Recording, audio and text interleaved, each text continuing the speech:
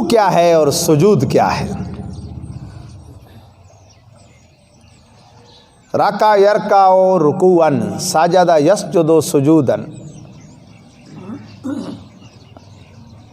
جھکنے کے معنی میں ہے، پیشانی لگانا کے معنی میں سجدہ ہے، اور رکوع جھکنے کے معنی میں، ظاہر جو لغوی معنی ہے۔ پوری حقیقت یہ ہے کہ جس میں ظاہر کا اس طرح جھک جانا مرد کے لیے کہ وہ ہاتھ بڑھائے تو گھٹنوں تک پہنچ جائیں، یہ رکوع کا ادنا حصہ، اتنا فرض ہے۔ اور پورا رکوع یہ ہے کہ دونوں ہاتھوں کی انگلیوں کو کھلا رکھ کے اپنی انگلیوں سے مضبوطی سے گھٹنوں کو پکڑ لے، بازوؤں میں بھی خم نہ ہو یوں اور ٹانگوں میں بھی خم نہ ہو، بالکل بازو بھی سیدھے، ٹانگیں بھی سیدھی، اور پشت اس طرح سیدھی کہ حدیث پاک کے مطابق اگر اوپر برتن رکھ دیا جائے بھرا ہوا تو پانی چھلکے نہیں، اور سر بھی اس کی سیدھ میں رہے، نہ اوپر اٹھا ہوا نہ نیچے۔ اور عورت بس ہاتھ بڑھائے کہ ہاتھ کی انگلیاں گھٹنوں تک پہنچ جائیں، نظر دونوں کی بحالت رکوع کہاں ہو؟ پاؤں پہ۔ اس طرح بحالت قیام کہاں رکھنی تھی دونوں نے؟ جائے سجدہ پہ۔ ایک ہے جس میں ظاہر کا جھکنا، اسے کہتے ہیں رکوع، اور ایک ہے قلب کا خدا کی بارگاہ میں جھکنا، اسے کہتے ہیں خشوع۔ اسے کیا کہتے ہیں؟ خشوع۔ خشوع بھی کہتے ہیں، خضوع بھی کہتے ہیں۔ خشوع و خضوع کیا ہے؟ دل کا اللہ کی بارگاہ میں جھکنا، اور رکوع کیا ہے؟ جس میں ظاہر کا جھکنا۔ شریعت ظاہر کا نام ہے نا، تو یہ فرض ہے۔ پہلا فرض کیا ہے؟ کچھ شرطیں ہیں۔ شرط شے وہ ہوتی ہے جو خارج از شے ہو، اور رکن شے یا فرض شے وہ ہوتا ہے جو داخل در شے ہو۔ آسان لفظوں میں کہوں، کچھ ہیں نماز کی شرائط جن کا نماز سے پہلے ہونا ضروری ہے، تب نماز شروع ہوگی، اور کچھ ہے ارکان نماز، فرائض نماز جو نماز میں ہونا ضروری ہے، جہاں کوئی نہیں پایا گیا اگرچہ بھول کر بھی نماز نہیں ہوگی، جان بوجھ کے دو گا تو گنہگار بھی ہوگا اور نماز بھی نہیں ہوگی۔ ایک تعریف یہ بھی ہے کہ شرط شے وہ ہے جس پر وجود شے منحصر ہے، یعنی شے کا وجود قائم ہی تب ہوگا جب شرط پائی جائے گی، اور جب وہ نہیں پائی جائے گی تو وہ شے نہیں پائی۔ اور ارکان شے وہ ہے کہ شے کی تکمیل ان پر موقوف ہے، شے شروع تو ہو گئی، تکمیل تب ہوگی جب ارکان پائے جائیں گے۔ اب ہم جس شے کی بات کر رہے ہیں وہ ہے اللہ کا ذکر، اللہ کے حبیب کی آنکھوں کی ٹھنڈک اور مومنوں کی پہچان نماز۔ اس کی شرائط میں سے پہلی شرط کیا ہے؟ طہارت، جسم، کپڑے اور جگہ کا پاک ہونا۔ دوسری کیا ہے؟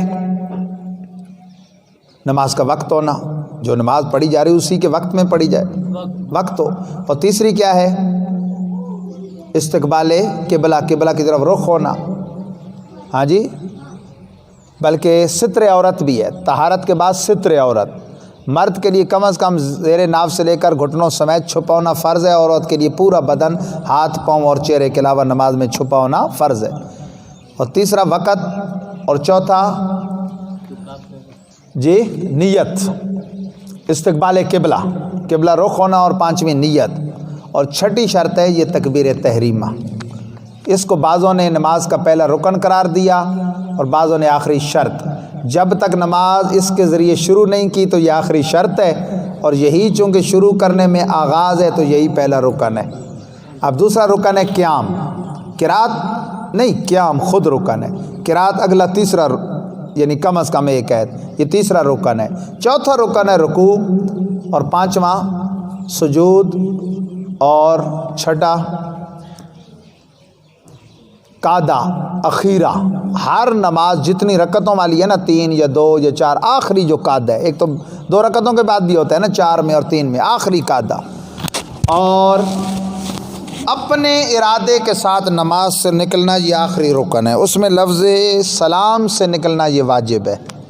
اس کے علاوہ بھی اگر اپنے ارادے سے نکل گیا تو نفس فرضیت ادا ہو جائے گی، ترک واجب کی وجہ سے واجب الادا رہے گی۔ یوں تو پھر مسائل خیر اتنے تفصیلی ہیں کہ سال بھی نہیں بیان ہو سکتے، لیکن ہم جو ایک فلسفہ اور خلاصہ بیان کر رہے ہیں تو اس میں اب ہمارا یہ آ گیا رکوع اور سجود۔ تو ایمان والوں کو حکم ہے، ہمارے ائمہ احناف نے بھی قریب بواجب قرار دیا جماعت کو، اور شوافع نے تو ورق و مراکین سے مالکیہ شوافع نے تو ڈائریکٹ وجوب کا استدلال کیا، بلکہ بعضوں نے تو امام ابو یوسف جو ہیں، امام ابو یوسف امام اعظم کے سینئر شاگرد اور امام شافعی جو ہیں، ان کے نزدیک تو تعدیل بھی فرض ہے، ہمارے ہاں تعدیل واجب ہے۔ تعدیل یہ ہے کم از کم رکوع میں جا کے اتنا جھکنا کہ ایک تسبیح کہہ لیں، ویسے تو 3 دفعہ کہنا مسنون ہے نا، امام 5 مرتبہ کہہ لے تاکہ پچھلے کہہ لیں 3 دفعہ، اور نفل نمازوں میں اکیلے پڑھنے میں آپ طاق دفعہ جتنی دفعہ بھی پڑھیں، لیکن نفس رکوع خود فرض اور اس میں تعدیل واجب، اگرچہ کہیں 1 دفعہ بھی نہیں لیکن 1 دفعہ تسبیح کی مقدار ٹھہرنا۔ اسی طرح سجدے میں بھی نفس سجدہ فرض، 7 ہڈیوں کا لگنا اور اس میں کم از کم 1 تسبیح کی مقدار ٹھہرنا، اگرچہ پڑھیں نہیں بھی، اور ہر ایک رکن سے دوسرے رکن کی طرف انتقال کرتے وقت 1 تسبیح کی مقدار وقفہ کرنا، یہ بھی واجب ہے۔ یہی وجہ ہے کہ امام کو حکم ہے وہ اٹھتے ہوئے کیا کہے، سمی اللہ لمن حمیدہ، تو اتنا ٹھہرے کہ پچھلے کہہ لیں ربنا لک الحمد یا ربنا ولک الحمد یا اللہم ربنا ولک الحمد۔ اے اللہ، دیکھیں نا کتنا حسین انداز ہے، اللہ اکبر کہہ کے الرٹ کھڑا ہو گیا نا، جس کی بارگاہ میں اللہ اکبر کر کے جھک گیا، مرد ہو یا عورت ہو، امام ہو یا مقتدی ہو، نظر پاؤں پہ ہے اور خود بظاہر اب جھکا ہے نا، پہلے سیدھا کھڑا تھا تو پہلے کہتا تھا سبحانک اللہم، اے اللہ پاکی ہے تیرے لیے، اب خود جھک گیا ہے، تسبیح کے کلمے کی عظمت کو بڑھا دیا ہے، اب یہ نہیں کہتا ہے اللہ پاکی تیری، اب کہتا ہے سبحان ربی العظیم، پاکی ہے میرے عظیم رب کی۔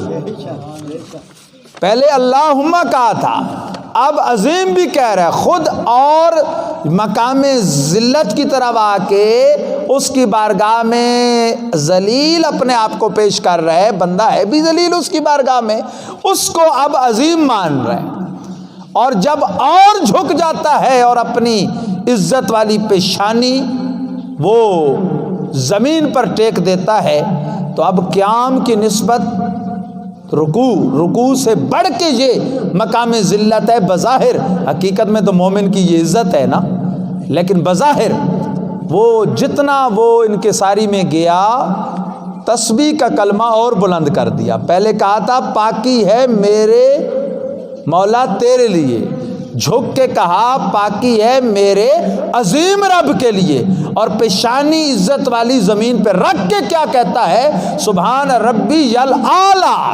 اعلیٰ اس میں تفضیل ہے، تھرڈ فارم، علو سے، بلندی سے، علی کہتے ہیں اسی کو جس کو آپ عظیم کہتے ہیں، بلند، اور اعلیٰ کہتے ہیں جو سب سے بلند ہو۔ جب خود سب سے مٹ گیا تو کہتا ہے پاکی ہے میرے سب سے بلند رب کے لیے۔ نعرہ تکبیر، اللہ اکبر، نعرہ تکبیر، اللہ اکبر۔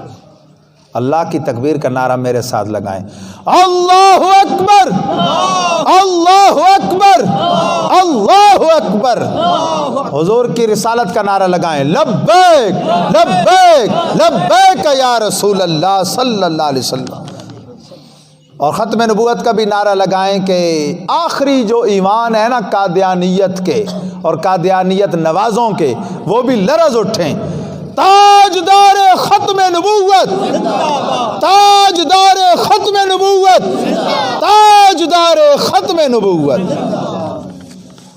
تو اللہ کا بندہ اللہ کی بارگاہ میں کھڑا تھا تو کہتا ہے سبحانک اللہم، پاکی ہے تیرے لیے اے مولا، خود جھک گیا یعنی مقام پستی میں چلا گیا، اور تسبیح کو مقام بلندی میں لے کے کیا کہتا ہے، سبحان ربی العظیم، پاکی ہے میرے عظمتوں والے رب کی۔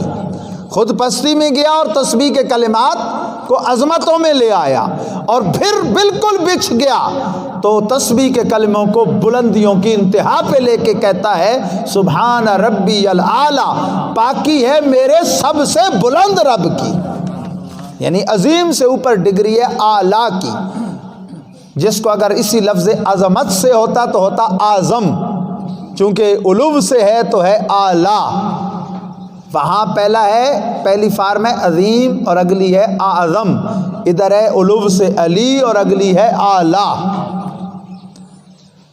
تو یہ تو اہل کتاب کو آرڈر ہوا تھا بنیادی طور پہ ائمہ مفسرین کے نزدیک۔ احکام القرآن میں امام ابو بکر جساد رازی نے، تفسیرات احمدیہ میں شیخ احمد المروم اللہ جیون ہندی نے، اور احکام قرآن کے حوالے سے جتنی تفسیریں ہیں ان میں بھی، اور جو پورے قرآن کی ہیں ان میں بھی یہ بات لکھی ہے کہ اہل کتاب یہود و نصارہ کی نماز میں رکوع اور سجدہ نہیں تھا، اس لیے انہیں آرڈر ہوا کہ اے اہل کتاب رکوع بھی کرو سجدہ بھی کرو، یعنی ان میں سے اب جو ایمان لائے نا اور دامن مصطفیٰ سے وابستہ ہوئے تو ان کے لیے اس نماز میں رکوع و سجدہ ایک انوکھی بات تھی۔ تو فرمایا کہ اے اہل کتاب رکوع بھی کرو سجدہ بھی کرو، رب کی بارگاہ میں جھکنے والوں کے ساتھ جھک جاؤ، ورکعوا مع الراکعین، اس میں جماعت کی طرف بھی اشارہ ہے۔ رکوع کا ظاہر معنی کیا ہے جی؟ جسم ظاہر کا جھکنا، اور اس کے مقابلے میں ایک دوسری چیز کیا ہے؟ باطنی خشوع و خضوع، دل کا اللہ کی بارگاہ میں جھکنا، ٹھیک ہے نا جی۔ اور سجدہ کی اصل ظاہری لغوی معنی تو کیا ہے؟ وضع الجبہۃ علی الارض، بیضاوی شریف میں پیشانی کو زمین پر رکھنا، اور حقیقت کیا ہے؟ حضور فرماتے ہیں بخاری شریف میں امرت ان اسجد علی سبعۃ اعظم، مجھے 7 ہڈیوں پر سجدہ کرنے کا حکم ہے۔ کتنی؟ 7، 2، 4، 2 پاؤں 6 اور 7ویں یہ ہڈی، یہاں تک کہ ناک اور یہ جو پیشانی ہے یہ خوب اس طرح زمین کی سختی محسوس کریں، ہاتھ بھی قبلہ روح بالکل لگے ہوں، گھٹنے بھی، پاؤں کی 10 انگلیاں مڑ کے قبلہ کی طرف لگی ہوں۔ 10 میں سے ایک کا لگانا تو خود اس رکن کا رکن ہے سجدہ کا، اور اکثر انگلیوں کا یعنی 6 کا، اکثر 6 ہی بنتی ہیں نا، 5 تو نصف بنتی ہیں 10 کا، اور 5 سے کم اقل ہیں اور 5 سے اوپر اکثر ہے، یعنی 6 کا رخ قبلہ روح ہو کے لگنا یہ واجب ہے۔ گناہگار ہوگا اگر یہ نہیں لگائے گا، نماز مکروہ تحریمی ہوگی، اور 10 لگ جائیں تو اس میں وہ رکن بھی آ گیا، 1 انگلی کا لگنا واجب بھی آ گیا، اور صحیح سجدہ ہو گیا جم کے، سنت ہے۔ ہمارے آقا صلی اللہ علیہ وسلم نے دیکھیں پریکٹیکل کر کے بتائے، حضور امت پر کتنے مہربان ہیں، کتنے شفیق ہیں اور کتنے کریم ہیں۔ میں چند حدیثیں اس سلسلے میں پیش کرتا ہوں، ان کو انتہائی توجہ کے ساتھ سماعت فرمائیے، اور ہماری ساری اب تک ابتدا تحریمہ سے آج پھر میں نے مفہوم بھی بیان کر دیا، اب جو رکوع اور سجدے کی تسبیحات ہیں ان کا بھی میں نے کر دیا۔ بیچ میں جو قومیں، رکوع اور سجدے کے درمیان میں کیا ہوتا ہے؟ قومہ، وہ تھوڑا سا قیام، جس طرح ہر 2 جلسوں کے سجدوں کے درمیان جو تھوڑا سا بیٹھتے ہیں اسے کہتے ہیں جلسہ، کم از کم 1 تسبیح کی مقدار بیٹھنا واجب ہے، اسے کہتے ہیں تعدیل ارکان۔ احناف کے نزدیک یہ واجب ہے، اگر رکوع سے ایسے کمر صرف ادھر ایسے کر کے سجدے میں چلا گیا گناہگار الگ ہوگا اور نماز واجب الادا رہے گی۔ 2 سجدوں کے درمیان ایسے خالی اٹھ کے ٹھونک لگائی اور پھر اٹھ گیا، حدیث بخاری میں باقاعدہ مثال دی گئی جیسے مرغ ٹھونکیں لگاتا ہے، گناہگار الگ ہوا اور نماز واجب الادا الگ رہے گی، پڑھی نہ پڑھی برابر۔ تو تعدیل ارکان میں امام کو کیا حکم ہے؟ جو اکیلا پڑھ رہا ہے وہ تو کہے سمی اللہ لمن حمیدہ ربنا لک الحمد، امام ہے تو وہ تسمیع کہے، تسمیع کہتے ہیں سمی اللہ لمن حمیدہ۔ یہاں سامعہ بمعنی قابل ہے، علماء فرماتے ہیں معنی ہوگا قبول فرما لی اللہ نے اس کی جس نے اس کی تعریف کی، اور اس کے شکرانے میں پیچھے والا کیا کہے گا؟ ربنا لک الحمد، مولا اس قبول کر لینے پر بھی تیری تعریف ہے۔ اور وہاں سے پھر وہی نعرہ جو نعرہ لگا کے کھڑا ہوا تھا، جو نعرہ لگا کے بچھا تھا، پھر وہی نعرہ لگا کے بالکل بچھ رہا ہے، اللہ اکبر، اور بالترتیب پاؤں تو لگے ہوئے ہیں نا، اس کے بعد گھٹنے، اس کے بعد ہاتھ، اور ساتھ ہی دونوں ہاتھوں کے بیچ میں اپنی یہ ہڈی یعنی عزت والی پیشانی بمائے ناک کے آدمی لگا دیتا ہے۔ فرق وہی ہے جیسے رکوع میں بتایا نا، مرد پورا بچھے، دونوں ہاتھوں کو مضبوطی سے پکڑ لے، گھٹنوں کو، بازوؤں میں بھی خم نہ آنے دے، مضبوط رکھے، ٹانگوں میں بھی خم نہ ہو، ٹیڑھا پن، اور پشت یوں کہ اگر بھرا ہوا برتن رکھ دیں تو چھلکے نہیں، عورت صرف ہاتھ بڑھائے کہ یہ اگلے جو حصے ہیں انگلیاں یہ ٹخنوں تک گھٹنوں تک پہنچ جائیں، نظر دونوں کی پاؤں پہ۔ سجدے میں بھی مرد کو حکم ہے کہ کھلا سجدہ کرے، یعنی اس کے یہ ہاتھ تو ہوں گے نا کانوں کے یہ نیچے لو کے، لیکن جو یہ بازو ہیں وہ جو اس کے یہ حصے ہیں ان سے جدا ہوں، اور جو اس کے یہ پہلو ہیں یہ اس کی ران سے، اور ران جو ہے وہ پنڈلی سے اور پنڈلی زمین سے جدا ہو، کھلا سجدہ کرے۔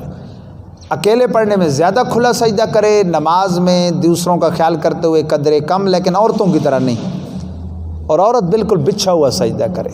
بند کمرے میں بھی مکمل کپڑے کے ساتھ نماز پڑھنے والی عورت کے بھی اللہ کی سب سے بڑی بندگی میں بھی اسلام نے پردے کا کتنا خیال کیا ہے۔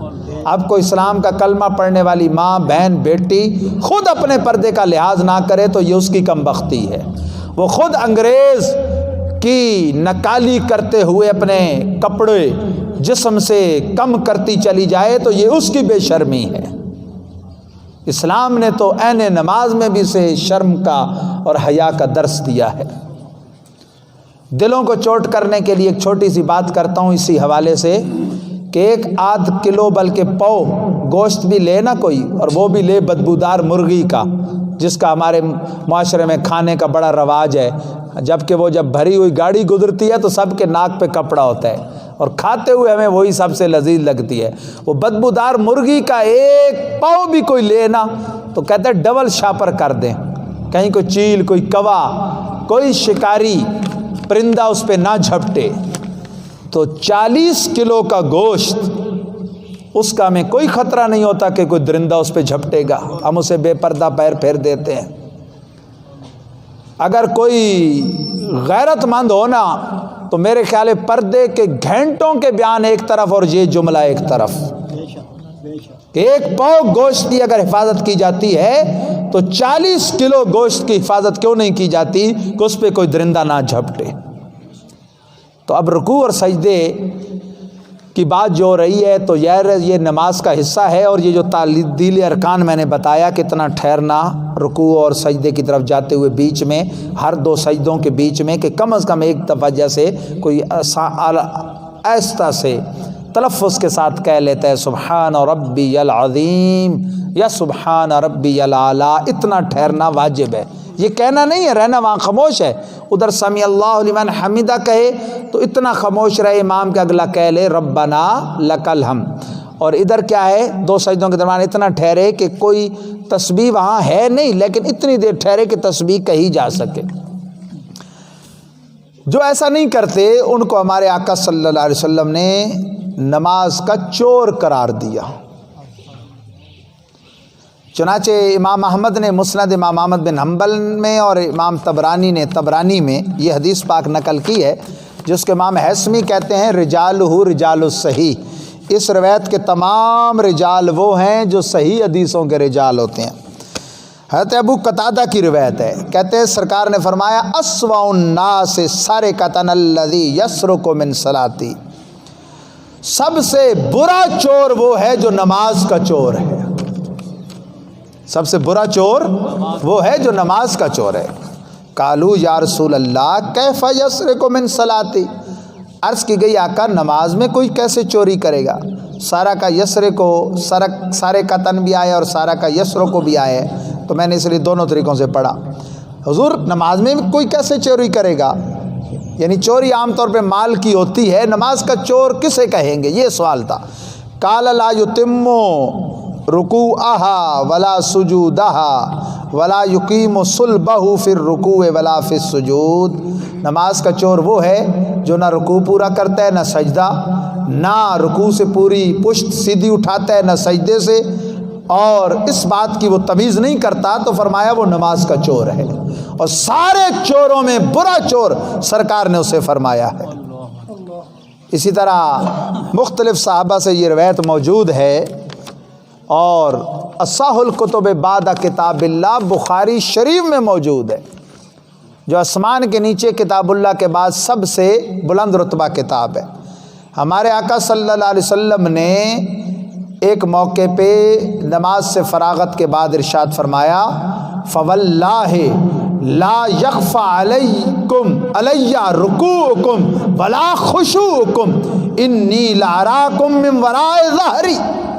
کچھ صحابہ کو دیکھا کہ وہ رکوع میں ان سے قدرے اس طرح کی سستی ہوئی، تو فرمایا خدا کی قسم تم تو یہ جسم ظاہر کے جھکنے کی بات کرتے ہو، یعنی رکوع کی، دلوں کا رب کی بارگاہ میں جھکنا خشوع، نہ تمہارا رکوع مجھ پر پوشیدہ نہ خشوع پوشیدہ ہے۔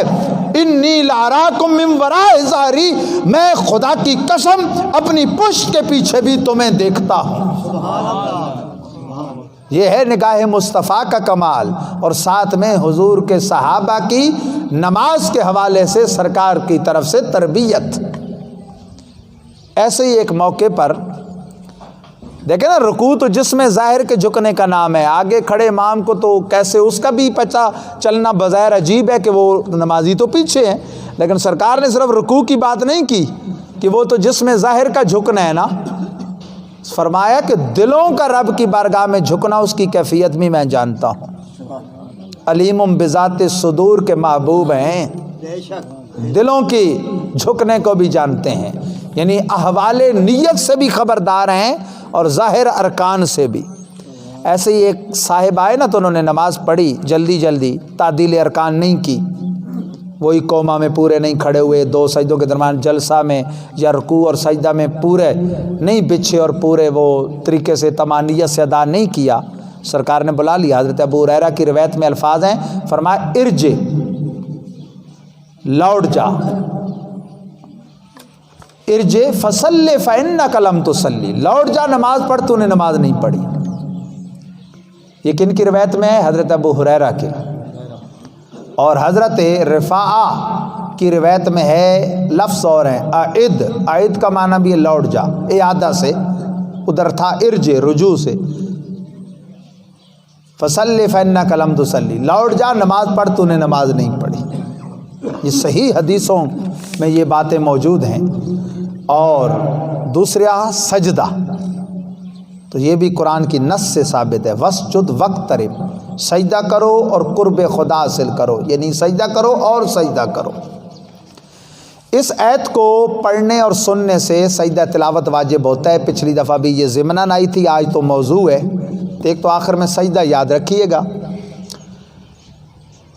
آیا ایک سجدہ فرض ہے یا دو ہر رکعت میں؟ اس میں آج بھی بعض لوگ سمجھتے ہیں ایک فرض ہے دوسرا فرض نہیں۔ اعلیٰ حضرت کے زمانے میں بعض پڑھے لکھے مدرسین میں یہ مسئلہ زیر بحث آ گیا، اور بعضوں نے دوسرے سجدے کی فرضیت کا انکار کیا، لیکن تحقیق کے میدان میں تو اعلیٰ حضرت نے فرمایا کہ اس آیت سے ہر نماز کی ہر رکعت کے ہر دو سجدوں کی فرضیت ثابت ہے، چاہے فرض نماز ہو، واجب ہو، سنت ہو، موقدہ غیر موقدہ نوافل، لیکن ہر رکعت کی ہر نماز کی ہر رکعت کے ہر دو سجدے کیا ہیں؟ فرض۔ یہ مسئلہ بیان کر کے نا جو حق گو ہوتے ہیں نا، وہ یہ نہیں دیکھتے بھائی یہ بڑے کا مسئلہ ہے تو یوں کر دیں، چھوٹے کا تو یوں۔ فرمایا کہ مقدس جو مدرسین ہیں ان سے کہا جاتا ہے کہ فرض قطعی کا انکار کوئی آسان بات نہیں، توبہ اور تجدید ایمان کر لیں۔ حالانکہ وہ تحقیق میں ان سے یہ خطا ہوئی تھی، ویسے وہ جھٹلاتے تو پھر تو حکم اور سخت تھا، لیکن ان کو حکم شرع بتایا کہ ان سے انکار کس چیز کا ہو گیا تھا؟ فرض قطعی کا۔ تو فرمایا فرض قطعی کا جھٹلانا کوئی آسان بات نہیں، توبہ اور تجدید ایمان کر لیں۔ اس لیے ہم کہتے ہیں اعلیٰ حضرت، اعلیٰ صورت، اعلیٰ سیرت، جب سے لکھا ہے دروازے پہ میں نے اعلیٰ حضرت، کوئی گستاخ نبی میرے گھر کبھی آیا ہی نہیں۔ ہاں، اور ایک شاعر نے کہا کہ نام کی تاثیر سے مل جائے گا عشق رسول، نام کی تاثیر سے مل جائے گا عشق رسول، دیکھ لو رکھ کے کسی بچے کا نام احمد رضا۔ تو اسی سجدے پر چونکہ ہماری گفتگو ختم ہو رہی ہے، تو سجدے کا طریقہ میں نے بتا دیا، ضمناً اعتقادی بات ہے وہ کر دوں کہ سجدہ کی حقیقت کیا ہے کہ وہ اللہ کی عبادت ہے۔ پہلی امتوں میں یہ تعظیم تھی، سلام تھا، تحیہ، جس طرح ہماری اس شریعت محمدیہ میں تحیہ کیا ہے کہ آپ کسی مسلمان بھائی کو ملاقات کے لیے جائیں تو کیا کہیں؟ السلام علیکم، اور وہ جواب میں کچھ اضافے سے کہے، مستحب ہے وہ کہے وعلیکم السلام ورحمۃ اللہ۔ آپ نے یہاں تک کہا تو وہ کہے وبرکاتہ بھی۔ اول جو سلام کرے گا اس کے لیے نیکی زیادہ ہے، اگرچہ یہ سنت ہے، اور جس نے سنا اور اس نے اس کو ملاقات کے لیے سلام کیا تھا اس کے لیے جواب دینا اگرچہ واجب ہے لیکن اس کا ثواب اس سے کم ہے کیونکہ اس نے پہل کی ہے۔ چلنے والا پیدل بیٹھے ہوئوں کو، سواری والا بھی پیدل والوں کو، چھوٹا بڑے کو، یہ مسنون ہے باہر سے جو آئے دروازے پہ وہ پہلے سلام کرے، لیکن اگر دوسرے نے بھی پہل کر لی تو جائز ہے وہ جواب دے۔ بعض مواقع ہیں کہ وہاں کوئی کھیل کود میں لگے یا کوئی غلط کام کر رہا ہے، سلام نہیں کرنا چاہیے، یا اگرچہ غلط کام نہیں کر رہا، کھیل کود میں نہیں لگا لیکن وضو کر رہا ہے، کھانا کھا رہا ہے، انتظار نماز میں بیٹھا ہے تو گویا نماز میں ہے، اسے سلام کرنا اس وقت مسنون نہیں ہے، لیکن کوئی کر لے تو جائز اور وہ جواب بھی دے تو اچھی بات ہے کہ اس کی دل شکنی نہیں ہوگی، اگرچہ یہاں جواب دینا واجب نہیں، لیکن نہیں دے گا تو اسے بدگمانی ہوگی، بھائی اچھا نمازی ہے، بھائی مسجد میں وضو کر رہا تھا، یا اچھا بھائی صوفی بند ہے، کھانا کھا رہا تھا یا بیٹھا تھا مسجد میں نے سلام کیا، جواب نہیں دیا۔ تو یہ پہلی امتوں میں یہی چیز سجدہ تعظیم کا یہ بطور سلام تھا۔ قرآن میں مشہور مثال ہے، حضرت آدم کو کنہوں نے کیا؟ اللہ کے حکم سے فرشتوں نے، اور حضرت یوسف کو ابوین یوسف اور برادران یوسف نے تخت مصر پر، ادھر لفظ ہیں سجدوا الا ابلیس، سب فرشتوں نے سجدہ کیا سوائے اس بڑے خبیث کے۔ میں اس کا ترجمہ ہمیشہ یہی کرتا ہوتا ہوں، سوائے اس بڑے خبیث کے کہ جس نے اللہ کے آرڈر پر بھی اللہ کے نبی کی تعظیم نہیں کی۔ جھٹکی سی بات ہے نا جی، سادی سی، کیا اللہ اس سے غیر اللہ کو سجدہ عبادت کروا رہا تھا؟ خود اللہ شرک کروا رہا تھا معاذ اللہ، اللہ اسے نبی کی تعظیم کروا رہا تھا جو ان امتوں میں سلام تھا۔ اللہ کے کہنے پر بھی جس نے تعظیم نہیں کی، کس کی؟ ابو البشر کی، وہ تو اس لائق ہوا کہ آپ نام آئے تو کہتے ہیں اعوذ باللہ من الشیطان لا حول ولا قوت۔ کس کی تعظیم نہیں کی؟ ابو البشر کی۔ تو جو خبیث اللہ کے کہنے پر بھی وَتُعَزِّرُوهُ وَتُوَقِّرُوهُ تعظیم نہ کرے سید البشر کی، اس سے بڑا ابلیس اور شیطان کون ہوگا؟ وہ تو اس کا بھی استاد نکلا کہ اس نے اللہ کے آرڈر پر حضرت آدم کی تعظیم نہیں کی، ہمیشہ کے لیے رہندہ درگاہ ہوا، اور جو اللہ کے آرڈر پر حضرت آدم کے بھی آقا اور سارے جہان کے آقا کی تعظیم نہ کرے، اس سے بڑا شیطان کہاں ڈھونڈیں گے آپ؟ یہ بات آج تک نہیں سمجھ آئی لوگوں کو۔ تو سجدہ تعظیمی بھی ہماری اس شریعت میں منع ہے، ٹھیک ہے جی۔ حضرت انس اور بعض صحابہ نے جب دیکھا نا درخت چل کے آتے ہیں، جانور آتے ہیں، سجدے کرتے ہیں، تو وہ تو صحابہ تھے، ان کا دل زیادہ کرتا تھا، انہوں نے اجازت طلب کی تو سرکار نے فرمایا اس شریعت میں یہ منع ہے، اگر میں اجازت دیتا تو کس کو کہتا؟ بیوی کو کہتا کہ اپنے شوہر کو تعظیم کا سجدہ، کیونکہ سجدہ عبادت تو ہے ہی نہیں نا مخلوق کے لیے، وہ تو اللہ کے لیے۔ شرک ہر دور میں شرک ہوتا ہے، یہ نہیں وہ پہلے جو چیز شرک تھی اب نہیں ہے، یا پہلے جو نہیں تھی اب شرک ہے، شرک ہمیشہ۔ مجھے ایک بندے کی کل بات بڑی پسند آئی جی، ہمارا ایک ساتھی FC میں ملازم ہو گیا، فراغت کے فوراً ہی بعد، جس سال استاد شاہ صاحب کا وصال ہوا سکندرآباد والوں کا، اسی خوش نصیب نے آخری کلمہ ان کے منہ سے سنا تھا۔ پڑھاتے پڑھاتے وہ اٹھے نا، وہ دعا کرتے ہوتے تھے یا اللہ یا مدینہ منورہ میں موت دے یا پھر یہ پھٹی مجھے نصیب ہو۔ یہ جو استاد کے آگے وہ ہوتا ہے نا مسند کے ڈیسک، تو ہمارے علاقائی زبان میں کہتے ہیں پھٹی، وہ کہتے تھے یا اللہ یا پھر اللہ نے وہی پھٹی نصیب کی۔ دو آخری اعتکاف، ایک دفعہ حرم مکی میں پھر حرم مدنی میں نصیب ہوا زندگی کے آخری 2 سال، اور موت پھٹی پہ۔ آخری سبق وہاں پڑھا رہے تھے تو اٹھے، تکلیف ہوئی تو وہ بڑے نا ادھر بار کی طرف، تو ایک طالب علم کو اشارہ کیا، اس نے سمجھ گیا کیفیت، چرپائی بچھائی تو الٹا، اس نے آخری کلمہ سنا، وہ کلمہ تھا یا حی یا قیوم برحمتک استغیث اشہد ان لا الہ الا اللہ، یہاں تک پڑھا، اس کے بعد دم گیا۔ تو وہ لڑکا کل مجھے ملا تو میں نے کہا بڑے زمانے بعد ملے، وہ ساتھی کہتا ہے میں اس ٹائم کا بھرتی ہو گیا FC میں، تو اب حالانکہ وہ علم کے اس سے ٹچ نہیں ہے پڑھنے پڑھانے سے، لیکن اولیاء کا اور علماء کا جو اصل فیض ہے وہ بڑی چیز ہے۔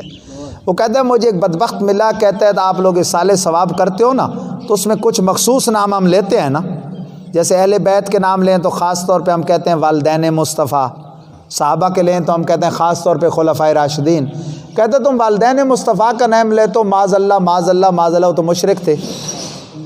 اس نے کہا میں نے جو جواب دیا نا اس کی بولتی بند ہو گئی، کوئی علمی جواب نہیں تھا بظاہر، لیکن جیسا منہ ویسے چمانڈ۔ وہ کہتا ہے میں نے کہا اچھا مشرکوں کے نام بھی عبداللہ ہوتے تھے؟ عبداللہ تو کہتے ہی اللہ کے بندے کو ہیں۔ عبداللہ کا معنی کیا ہے جی؟ وہ عبد شمس نہیں تھے، جس طرح حضرت ابو ہریرہ عہد جاہلیت میں آپ کا نام عبد شمس تھا، اسلامی نام عبد الرحمن ہے، ابو ہریرہ لقب ہے، وہ تو تھے ہی عبداللہ حضور کے والد گرامی۔ تو جو عبداللہ کو عبداللہ نہ مانے، یعنی بندے خدا کو بت کا بندہ کہے، وہ کتنا جاہل ہے خود۔ تو سجدہ عبادت ہر دور میں فقط اللہ کے لیے، سجدہ تعظیمی پہلی امتوں کا سلام تھا، امت مصطفیٰ میں ممنوع قرار پایا، اس لیے اب اگر کوئی غیر اللہ کو کرے گا بروجہ عبادت تو مشرک ہوگا، لیکن مسلمان جہل سے جہل بھی اول تو کرتے نہیں، ویسے جھکتے ہیں، اگر کوئی کرے گا تو آپ اس کو جس کی 1 کروڑ سال عمر ہو، ایک دن بھی مدرسے اور مسجد کا منہ نہ دیکھا ہو اور سکول کا یا کسی درس کا، خدا کی قسم اسے قرآن ہاتھ پہ اس کے رکھ کے سامنے اسے پوچھیں بابا یہ جو تو نے سجدہ کیا کسی کو بھی مثلا اس نے کر دیا جہالت سے مزار پہ، یہ عبادت کا کیا ہے؟ وہ کہے گا نہیں نہیں وہ تو صرف اللہ کو ہوتا ہے، یہ تو میں نے تعظیم کی ہے۔ تو زیادہ سے زیادہ یہ حرام ہے اگر کوئی کرے تو، لیکن کرتا بھی کوئی نہیں۔ اور انگریز کے ایجنٹ انہوں نے جناب کھڑے کیے ہوتے ہیں اپنے وہ شتونگڑے کیمروں کے ساتھ، آج کل کیمرہ تو ہر ہاتھ میں ہے نا جی، یہ کیمرہ تو خیر شروع سے ہر کسی کے پاس ہے نا، یہ 2 آنکھیں اور اب ہاتھ میں بھی آ گیا ہے، ہاں، اور پھر پوسٹیں چڑھاتے ہیں، او سجدہ ہو گیا تو وہ سجدہ ہو گیا۔ خدا کے بندے خدا کے علاوہ کسی کو سجدہ کرتے نہیں۔ اور مزے کی بات کہ برِ صغیر میں جس طبقے پہ یہ فتویٰ لگاتے ہیں نا، اہل سنت صحیح العقیدہ، جس کی 14ویں صدی میں سب سے زیادہ ترجمانی بریلی شریف کے امام نے کی، تو انہوں نے ہمیں مشہور کر دیا یہ ایک نیا فرقہ ہے جی، ہم اہل سنت ہیں، یہ بریلوی ہیں۔ اس امام نے برِ صغیر میں پہلی دفعہ یہ کتاب لکھی، کون سی؟ غیر اللہ کو سجدہ تعظیمی کرنا بھی حرام ہے، الزبدۃ الزکیہ لتحریم سجود التحیہ۔ آج تک کسی ایک دیوبندی نے کوئی ایسا رسالہ لکھا ہو تو وہ لا کے سامنے دکھائے، اعلی حضرت کا رسالہ ہے زبدۃ الزکیہ، ستھرا مکھن۔ تحقیق جو ان کی تحقیق تھی اس کو نام دیا کس کا؟ ستھرا مکھن۔ کس بات میں؟ لتحریم سجود تحیہ، کہ تعظیم کا سجدہ بھی حرام ہے، حرام ہے، حرام ہے۔ اللہ کے فضل سے آج اذان و نماز کا جو قسط وار سلسلہ تھا رکوع و سجود تک پہنچا۔ 5ویں قسط انشاءاللہ التحیات اور تشہد کے کلمات پر ہوگی۔ وآخر دعوانا الحمدللہ۔